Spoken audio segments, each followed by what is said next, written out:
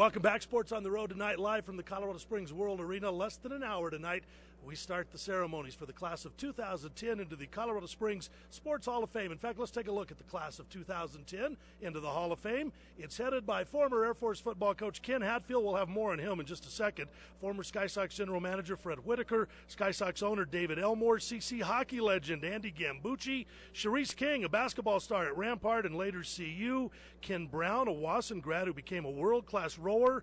He did that at Cornell. Then he became a Rhodes Scholar, plus the 1980 U.S. Women's Olympic Volleyball team. That was the year of the boycott. And the state championship 1981 Mitchell football team. And we told you about them an hour ago on News First at 5. But let's get back to the guy at the top of the list. I got something I wanted to show you here. I thought it would be appropriate for tonight. This is from 1983. The show was Air Force Football with Ken Hatfield, hosted by yours truly, shown right here on News First 5. Now, 27 years later, we are back on television again, and I think he held up better than I did. We are joined live by Ken Hatfield, the former Air Force football coach from 79 to 83. Ken, congratulations on your induction. It's good to see you again. Thanks, Lee. It's good to be back here. Have so many fond memories and wonderful people that worked with here, and including yourself. We had a lot of fun. Yes, we did have some fun together, no doubt about that. Yesterday I was talking with current head coach Troy Calhoun about you, and he had nothing but praise for you. And he said when you came to the academy, you had a vision, and you knew what Service Academy football could be. Can you tell us just a little bit about what you saw back then when you got hired? Well, the greatest thing I saw was that the mission of football is the same as the mission of the academy, and that's to train leaders for our country. And as long as every player on the team learned the same lessons, whether they were starter or sixth team, then our country was going to be in good shape, and that's the main thing.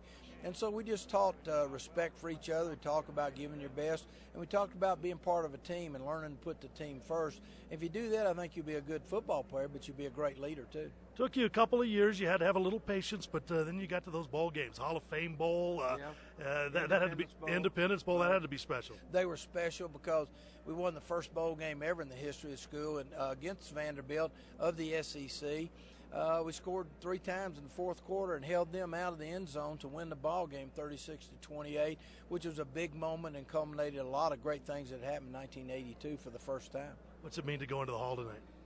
I think the greatest thing it does is that everybody was ever associated with the team during that time can feel a part of it, can go back and remember the moments that were most special to them. And that's what I want this night to be for everybody that was involved, the success that the Falcons had.